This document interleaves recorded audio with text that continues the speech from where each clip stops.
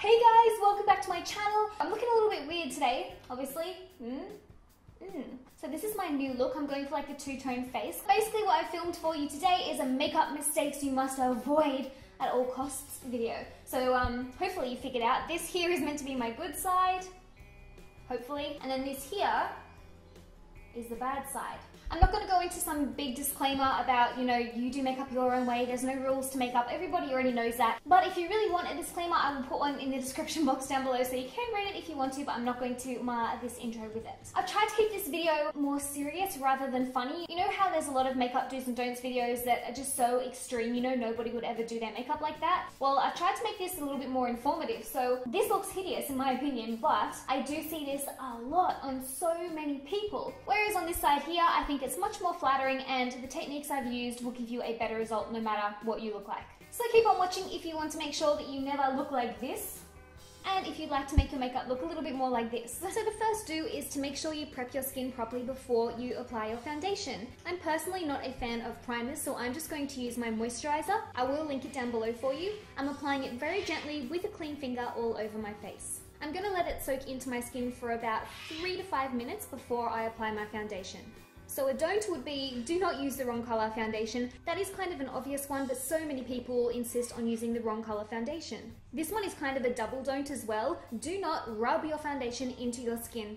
That is not going to give you a smooth coverage. It's going to lift up any dry areas on your face and make your face look really patchy and rough. And if you have acne or pimples or spots or anything like that, it's just going to make them look so much more obvious. Also, just because you blend your foundation down onto your neck does not suddenly make it your correct color. I don't know why people think that that works. A very important do is do pat your foundation onto your face. This is going to smooth out any imperfections on your face. It's going to give you a really smooth coverage, and it's also a lot easier on your skin. You can use your fingers for this or a sponge. I personally prefer to use the Beauty Blender sponge, but it's up to you. Whatever you do, just make sure you very, very gently pat your foundation onto your face. Do not rub. This is another double don't. Do not leave your foundation wet, and do not then try and blend a powder makeup product on top of wet foundation. It's not going to blend properly and it's going to look really patchy. Second don't is contouring. Don't suck your cheeks in and just go for it. All that's going to do is make your face kind of look like a skull and make your cheeks look really sunken. It's not actually giving you a nice contoured cheekbone, it's just making your face look drawn. So the do is do set your foundation in place with a light dusting of powder. You can use a powder with coverage or a powder that is translucent, it's up to you. This will keep your foundation in place so much longer, and it also makes blending other makeup products on top of your foundation much easier. Do contour strategically. So I like to contour with a precise brush first, and I follow the line that my ear has set. I only apply my contour to the outer side of my face, and then I take a nice fluffy soft blending brush and blend up and in from there.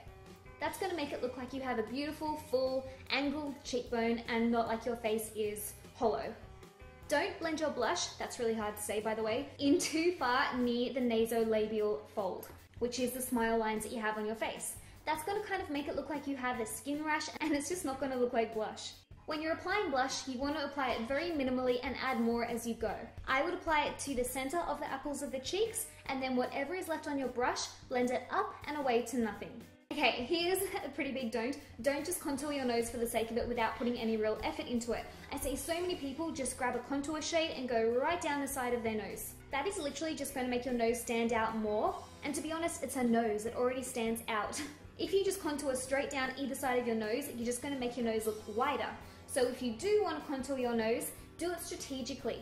Take a light contour shade, and the closer you put your lines together, the thinner your nose is going to look. You then want to concentrate on the tip of the nose.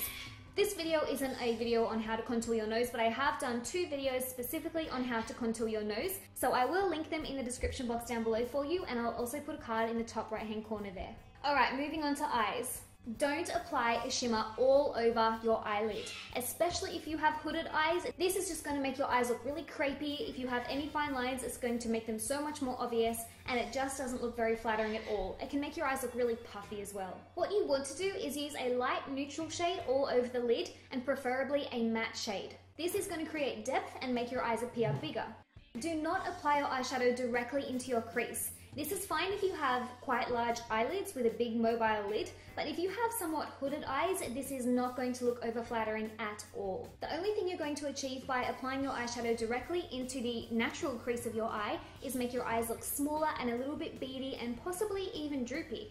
Do bring your eyeshadow above the natural crease of your eye.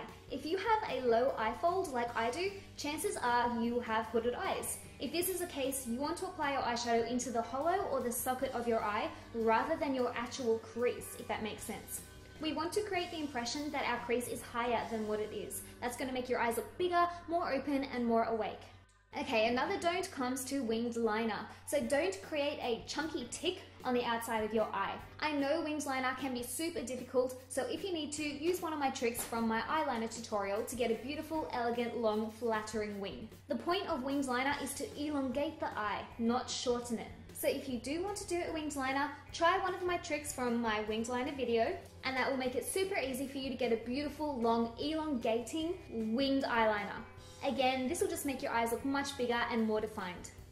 Don't make your eyeshadow underneath your eye super dark like this. I see this a lot, and all it really serves to do is to pull your eyes down and make them look really droopy and kind of sad looking.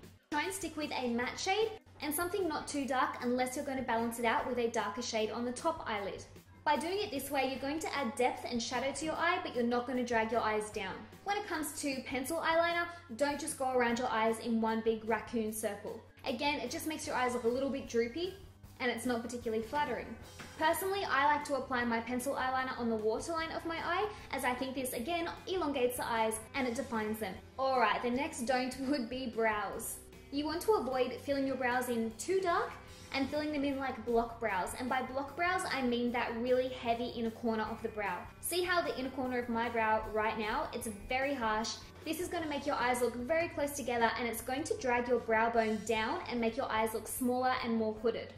What I would suggest to do is try and keep your eyebrow quite light and feathery.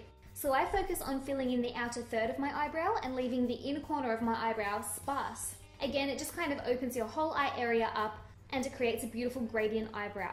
Alright, lipstick. Don't use a colour that is not flattering to your skin tone. I'm using an orange shade here, which really doesn't flatter my skin tone whatsoever, and I'm not following my lip line when I fill them in. You want to actually follow your lip line, so if you've got a high cupid's bow, follow that cupid's bow.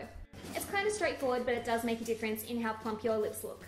There we are, guys. So that brings me to the end of the video. I hope you found it helpful and that you maybe learned a thing or two to stay away from and learned a thing or two that actually will help you with your makeup application. If you want to see more makeup mistake videos or makeup do's and don'ts videos, make sure to give this video a thumbs up and subscribe to my channel so you can see them when I upload them. Let me know if you have any requests in the comment section down below. I